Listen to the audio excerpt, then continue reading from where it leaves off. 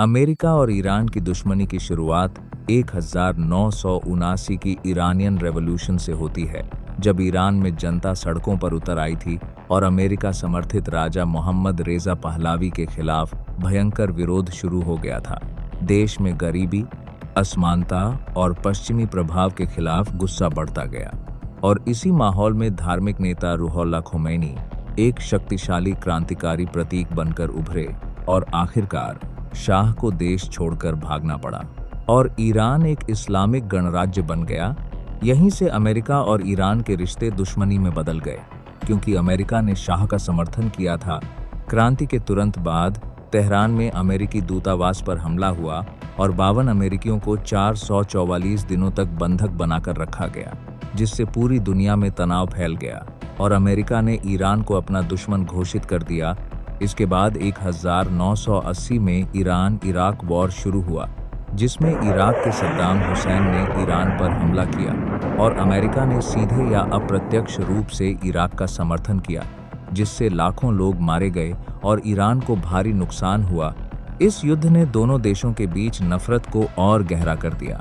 समय के साथ ईरान ने खुद को मजबूत करना शुरू किया और मध्य पूर्व में अपना प्रभाव बढ़ाने लगा, जबकि अमेरिका उसे रोकने की कोशिश करता रहा। 2000 के बाद मामला और खतरनाक हो गया, जब ईरान के परमाणु कार्यक्रम पर दुनिया को शक होने लगा कि वह परमाणु हथियार बना रहा है। इसके चलते अमेरिका और उसके सहयोगियों ने ईरान पर कड़े आर्थिक प्रतिबंध लगाए, जिससे ईरान की अर्थव्यवस्था पर भारी असर पड़ा। फिर 2015 में joint comprehensive plan of action हुआ, जिसमें ईरान ने अपने परमाणु कार्यक्रम को सीमित करने पर सहमति दी और बदले में कुछ प्रतिबंध हटाए गए। लेकिन 2018 में डोनाल्ड ट्रंप ने इस समझौते से अमेरिका को बाहर कर लिया और फिर से प्रतिबंध लगा दिए, जिससे हालात फिर बिगड़ गए। तनाव अपने चरम पर तब पहुंचा जब जनवरी 2020 में अमेरिका ने इराक में ड्रोन हमले में ईरान के सबसे ताकतवर जनरल कासम सोलेमानी को मार दिया। यह घटना लगभग युद्ध की शुरुआत जैसी थी, क्योंकि इसके जवाब में ईरान ने इराक में अमेरिकी सैन्य ठिकानों पर मिसाइल हमले किए और पूरे मध्य पूर्व में डर फैल गया कि अब बड़ा युद्ध शुरू हो सकता है। लेकिन दोनों देशों ने सीधे युद्ध से खुद को रोक लिया और इसके बाद से संघर्ष एक छुपा हुआ युद्ध बन गया, जिसमें cyber attack, proxy war, drone हमले और राजनीतिक दबाव शामिल हैं।